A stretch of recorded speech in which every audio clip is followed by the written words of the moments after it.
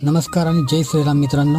आज आपल्याला गाडीवर जायचं नाही आहे, कारण की आज आपल्याला दुकान ओपन करायचं. वडील चालेत मार्केटला. हे बघा आपली राणी मस्त लावली आणि हे बघा हे आमचं दुकान आहे. दुकानाच्या पाठीमागच मंदिर आहे मस्तपैकी. देवाचे दर्शन वगैरे घेऊन मग दुकान केलं ओपन. मग तेवढा ते कस्टमर आले, यांना पाहिजे होते 2 चष्मे दिले त्यांना चष्मेतून परत लागलो तयारीला.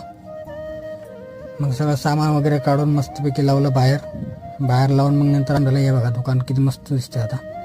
मग झाडू वगैरे मारून सगळं सामान जसं ठेवलं आतमध्ये. मग सगळं सामान घेतलं स्वच्छ पुसून.